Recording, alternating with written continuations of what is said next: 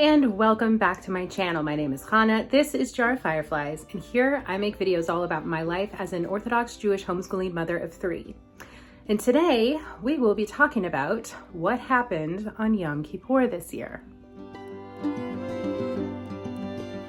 Okay, so I had filmed during the week of Yom Kippur this year with this plan of doing, a little week in the life and including, all of what goes into Yom Kippur, and then doing a recap of Yom Kippur after and kind of all of that after the fast stuff.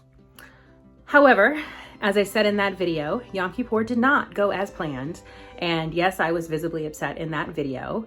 And I didn't want to talk about it then, but I am ready to talk about it now.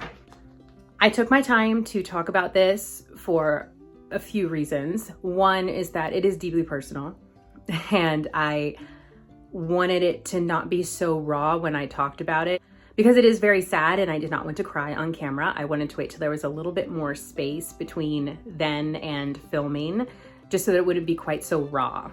And I did not want to talk about it during the holidays. The holidays are a very joyful time, and I didn't want to sit down and film a video where I was dwelling on what happened. Now, just to be clear, I always wanted to talk about this. It is something deeply personal, like I said, but it's not something that's so personal that I wouldn't share it. It's something that I feel needs to be talked about. So anyways, let's get into it. Okay, Yom Kippur. Okay, before I dive in though, sorry. If you are watching this video with your kids, I know a lot of you guys do watch these videos with your kids, just click pause real quick and check the title of this video, because that spoiler alert tells you what I'm going to talk about today. If that's not a topic that you want to discuss with your kids, or if you'd like to watch this video before they see it, just click pause and use your own judgment there. Okay, Yom Kippur. Okay, so we will back up in this story a little bit. I did take notes, so yeah, I'm looking at notes. I took notes because that helps me push it out of my head, and then I don't have to think about remembering it. So anyways, these notes are from right after it happened. Okay. So shortly before Rosh Hashanah, within a week of Rosh Hashanah, not the day of or whatever, but shortly before Rosh Hashanah, my husband and I found out that I was pregnant. So it was really exciting news. We were really happy. We'd been trying for a while. And so we were thrilled. This was exciting. We'd been looking at ways to grow our family for a while now through different avenues. And so this was really exciting news. Okay, now with Yom Kippur coming up, with the fast coming up, earlier in that week, Sunday or Monday, I called my rabbi to find out what I should do about the fast. I always have high-risk pregnancies anyway, so it is a discussion that my rabbi and I have every time that I go into a fast if I am pregnant. So I called him earlier in the week to ask him if I should be fasting, if I shouldn't be fasting, or what should I do? So he told me that I was absolutely not going to fast. There's no way. He said it wasn't worth the risk. He didn't want me to fast. So what he did say though is he wanted me to do sort of a modified fast where I basically would drink I can't remember the exact specifics, but I would drink a small amount of a beverage like Ensure, that has the protein and the vitamins, some nutrition in it. So I would drink a little bit of that beverage, a certain amount that he gave me every so many minutes. And I could do that all day. He said, just as soon as you wake up, just start doing that. Don't even try to fast, just don't. So that was the plan going into Yom Kippur. The way that my husband explained it to me is that way I'm basically still fasting by the Torah standard, just not by the rabbinical standard. So because it still counts, sort of. So it's like a way to fast on Yom Kippur. It is not a decision that I can make for myself, by the way. It's one that my rabbi has to make for me. So yeah, this was on him, not on me, this decision. So, and like I said, I have done this several times before when I have been pregnant during Yom Kippur or Tisha B'Av, when there's a really big fast going on. For the minor fast days, I don't fast at all when I'm pregnant, and that's not even a question that you have to ask your rabbi. So, okay, just for the big one like this. All right, so in the days leading up to Yom Kippur, I purchased some chocolate Ensure and some strawberry Ensure so that I have a little variety in my beverage in case I got tired of one. And I measured out the amount and marked it off on a small glass so that I knew exactly how much I was gonna be needing to take on Yom Kippur. It'd be very easy just to pour it up to the line and I would be good to go. No thoughts. Okay, so now Erev Yom Kippur rolls around. And you guys did see, of course, Erev Yom Kippur in the video where we were getting ready to go into the fast, and we had that last meal before the fast, and then I signed off so I could go and begin Yom Kippur. I will link to that video down in the description of this video, by the way, just in case you missed it, if you'd like to go back and watch it. I know that personally I went back after this happened and I had to finish editing the video, so of course I had to watch it for that. And I ended up watching it a couple of times after, and just like with the new information that I had, and I was just like, I don't know. I just kept rewatching it. Just in the new light of that. Like, I don't know, maybe certain things made more sense to me after that. But I don't know, I'm rambling. Okay, so the morning right before Yom Kippur started, so Yom Kippur is starting that night, but that morning I took another pregnancy test and it was negative. I am one of those people who takes a lot of pregnancy tests at the beginning of my pregnancy. I want to see the line get darker. The line wasn't getting as dark as I wanted, as fast as I wanted, so I had been retaking the test, and that morning it came out negative. Okay, but I didn't know exactly why. I mean, there's always a possibility, obviously, that I wasn't pregnant anymore, but I had also just switched pregnancy test brands, and I had ordered them from Amazon, so there's no telling like what conditions that they were kept in. Were they in a hot warehouse? Were they in a hot delivery truck too long? Were they expired? Like, I don't know, but I had switched to a different brand, so the fact that that one didn't come up as positive, you know, it could also mean that maybe it read at a different level than the other pregnancy tests that I had were definitely like early pregnancy tests. So I didn't really know. Couldn't really retest later that day because you're supposed to do it in the morning. So I was kind of just stuck with that information all day. So I was definitely worried, but don't know me, the eternal optimist. I was very open to the possibility that it was just an issue with the tests. So I just kind of set it aside and I was like, you know what? I will test again after Yom Kippur. So that would be, you know, 2 whole days would have gone by, the rest of that day, and then Yom Kippur all the next day. So 2 sleeps, and then I would be able to test again. And at that point, I was sure that everything would be just fine and dandy. I also ordered more pregnancy tests that afternoon so that I could have a different kind in case I really felt that it was a pregnancy test issue. Then I could know for sure if it was a pregnancy test issue or not, because I would have 2 different kinds of tests to test on. Okay, Yom Kippur is about to start, so I light my candles, and thus it has begun.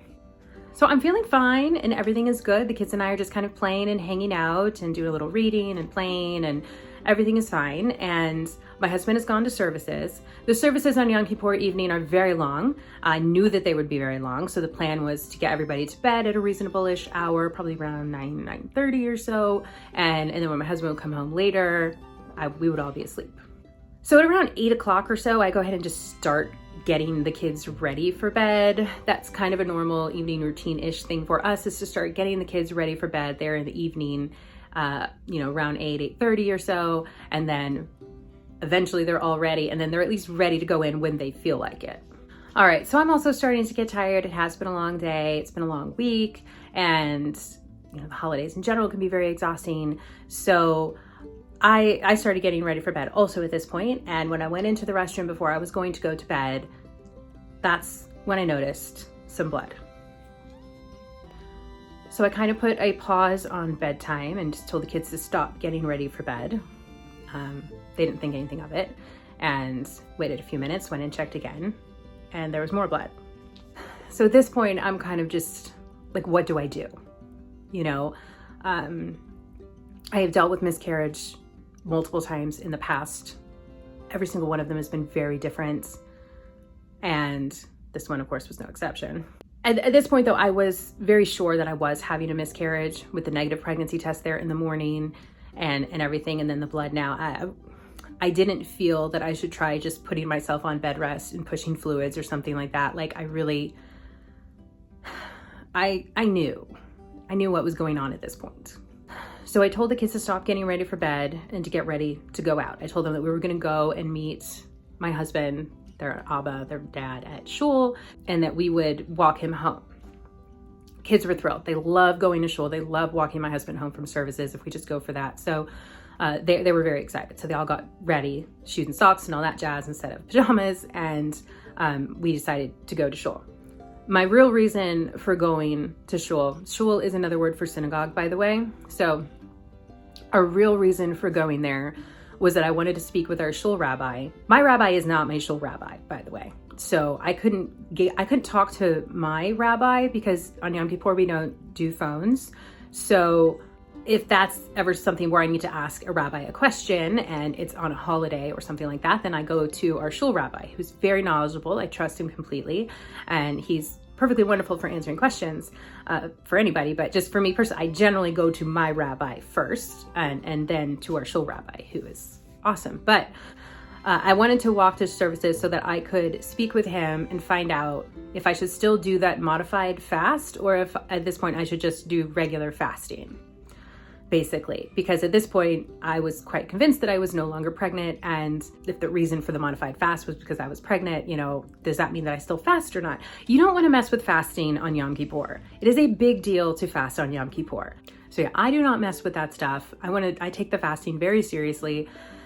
And I wanted to make sure that I was going to be doing the right thing. So we went. So yeah, I packed up the stroller with the kids and got the diabetes stuff that we needed, and we went out the door.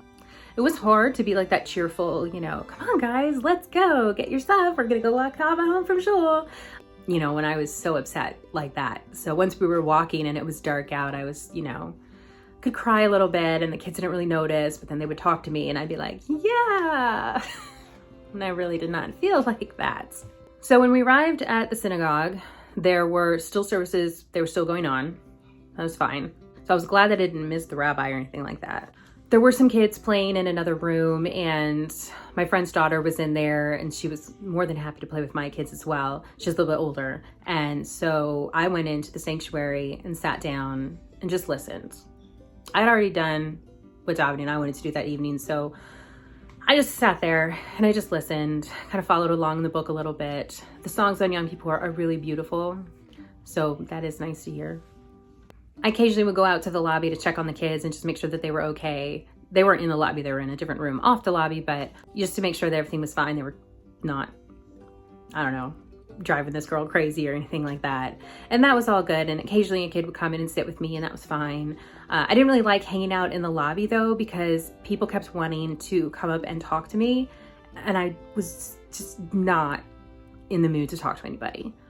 I can fake it for my kids. I don't want to have to fake it for everybody else. Like fake that I'm okay. But yeah, in the sanctuary, I could sit down towards the back and I had plenty of privacy and nobody bothered me because everybody's focused on praying. Based on where we were in the Machzor and the prayer book for Yom Kippur, I could tell that there was still plenty left in the service. So I knew I had a while to sit there, and that was okay. At one point, my youngest came in and just kind of laid with me for a while. I could tell he was really, really tired. And I don't know what time we were at this point, but it was definitely very late. And my youngest usually puts himself to bed probably around 9, usually on his own. And we were way past that. So it was nice to just have those snuggles with him for sure. Okay, so when the services were over, I moved over to the inside of a row so that when people were filing out, they wouldn't talk to me. I just, like I said, I was not in the mood to pretend that everything was okay or anything like that. So, and from where I was at that point also, I could easily see both my husband, who was, he was still praying. I'm not really sure what he was doing, but he was still praying. And I could see the rabbi who was speaking with a couple of people so that I could just wait until one of them was available, because the rabbi did not know that I was there to speak with him, and my husband didn't know that I was there at all. He fully thought that we were all at home still. So I didn't want him to go home without us and then come home to an empty house and worry. And I didn't want the rabbi to leave and then I would have to go hunt him down at home or something like that. So I waited there on the inside and could see everybody, and nobody bothered me for the most part. I mean, a couple people came by and said hi, and it's just a quick hello. And you know, people always kind of assume, I think, on a fast day also, that no one's in a great mood. So, or if you're not in a great mood, like there's something weird about that, but anyhow.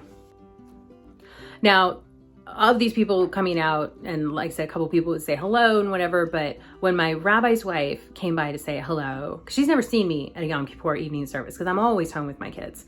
So when she came by and said hi, at that point I wasn't doing as well holding it together anymore. I think because I knew that I was going to be speaking to her husband, and I would have to say the words out loud. Like I had to tell him what was going on, and that would be the first time that I'd be saying the words out loud. And that just kind of makes it more like real. I did start crying at that point, and I told her that I was here to see her husband and I was just waiting for him. And she was like, just wait here. Her husband, the rabbi, was still speaking with somebody, so I didn't want to interrupt him or anything like that, but I told her that I was there to speak with her husband. That was, that was why I was there. So that way, at least she would know that if they were leaving, she could make sure that he had spoken with you before they left. But she was not having that. She went straight and got him and told him that I needed to speak with him right away. So he came straight over. So when he came to me, I asked him if we could speak privately. And so we left the sanctuary and we found a small room. It was actually the room where the kids were playing earlier. So we went in there, nobody was in there. We had privacy in there. So like I said, this was the hard part. This is where I had to say the words out loud. So I was definitely struggling to speak. I was very upset. And I told him that I was having a miscarriage and that I had spoken with my rabbi, who he knows, before the fast, and I had arranged to do the drinking every so often, and that I wasn't sure what to do now in this new situation. He was very full of empathy. Our shul rabbi is a very kind and wonderful man. I'm very grateful for him. He's great. And so he told me that I should continue doing what my rabbi had told me to do. He said, just in case, I want you to do it that way, because if there's any chance, we want to go with that. So then he asked me if my husband knew that I was there, and I said no. He asked me if I would like him to go and tell my husband. I said that would be wonderful, because again, I don't want to just wander over to the men's side of the shul and interrupt him while he's finishing up whatever he was doing, this praying. Yes, we do have men's and women's sides of the shul. We do not have mixed seating. I prefer it that way. Happy to talk about that in another video. So of course, after my husband heard that I was there, he came like right out, because he was like, something's wrong. It's the only reason we would be there. He was right. So we stepped outside, so we had a little privacy there, and I told him what was going on. Of course, he was very sad. It was really hard to see him so sad. But we got the kids and we went home. And on the way home, I told him like the whole chain of events of everything. So just to keep him up to speed, and it helps me to verbally process. I'm a verbal processor. This is also helpful talking to you guys now. So then we got home, and I went in, lay down in bed, and my husband took care of putting all of our children to bed, getting them into pajamas and sippy cups of water and bedtime stories and all the normal things that I would do. He took care of all of that. And while he was taking care of all of that, I was in bed. And at this point, I could have a good cry. And I did. Just had a good cry on my pillow, because I was very sad. Because it is very sad. So once he was done with the kids, he came in and he got in bed, and we had a long talk. We had a really good talk. And then I went to sleep, and I slept really, really well. I was quite tired. I think I was emotionally exhausted and physically exhausted and probably hormonally exhausted, but I slept. And then when I woke up, I had much heavier bleeding. So I was very sure at this point. If there had been any doubt the day before, I was beyond positive at this point. I came out and my husband was at the dining room table, and he had been praying there, and he asked me if I wanted him to stay, and I told him no, that he should go to services. I would be fine-ish. So he went to services, and I went ahead and started my drinking that little amount of the Ensure beverage every so many minutes, and just kind of going about life. I just kind of did whatever. The kids were very good at entertaining themselves. I had given them stuff the day before to help entertain them, something new to help entertain them over the holiday. So that, of course, was very helpful. And then I had my beverage to keep me occupied. There's something about like having to check the clock for every how many minutes that I'm supposed to be drinking my beverage that kind of preoccupies my mind a little bit. And I had time to pray, so I got in all of the davening, all of the praying that I had wanted to do that day, so that was wonderful. My husband came home from services about halfway through just to check on me and make sure that everything was okay, if I wanted him to stay home or if I just needed anything. So that was really nice of him. I was really, really tired that day, for sure. I was exhausted. I definitely took a nap. So like I said, with the night before, it was just like, I think a mix of emotions and what my body was going through and like everything that, yeah, I was tired. So when my husband came home from the morning services, which was actually in the early afternoon by that point, because it's very long services on Yom Kippur, at that point I took a nap, another nap, a longer nap. So kind of the whole break that he had from shul, I was in bed sleeping, and he was out doing all the parenting things. So then later on, he goes back to the evening services, and I resume parenting duties, doing all of the things that parents do, feeding the kids dinner, all of those sorts of things. I kept on drinking the whole day, every so many minutes. Obviously not when I was sleeping, but whenever I was up, I was drinking the Ensure beverage every so many minutes, switching it up between the strawberry and the chocolate. It was nice to have a little chocolate that day. It was like an Ensure beverage, but it was nice to have a little bit of chocolate. I spent a little time straightening up the kitchen and things because, you know, the kids still had been using the kitchen that day. And at one point, my daughter set up a lovely tea party for us in her room. So we all went in and enjoyed that, me and the boys. And yeah, just kind of tried to take it as easy as I could. So that night, once the fast was over, we waited for my husband to come home to do Havdalah. That's the closing ceremony at the end of the holiday that makes it officially over. And so then at that point we ate and then we went to bed. We don't have like a big special break the fast meal. There are traditional foods for that in our family, but because we're gluten-free, it doesn't really work as well anymore. So I just had a sandwich and went to bed. We both had sandwiches actually. So that's it. That is my recap of Yom Kippur. That is what happened on Yom Kippur. It's definitely not my normal, happy, cheerful, peaceful, calm video, but it is life and life does happen. So that is the bit of life that I'm sharing with you guys today. And like I said, this is something that I knew from that day that I wanted to share, both because I knew that I wanted to share my Yom Kippur with you, and I had talked about doing that with you guys. And I know I can change my mind, but I wanted to share Yom Kippur with you. But also because I feel like miscarriage is a topic that isn't discussed enough, and so many women go through this, and so many women go through it alone because they don't know anyone else who's gone through it. So I have always personally been very open about my miscarriages because I know that it can help other people. And I've had so many women come to me and they're like, I don't know who else to talk to because I don't know anyone else who's going through this, but I'm having a miscarriage right now.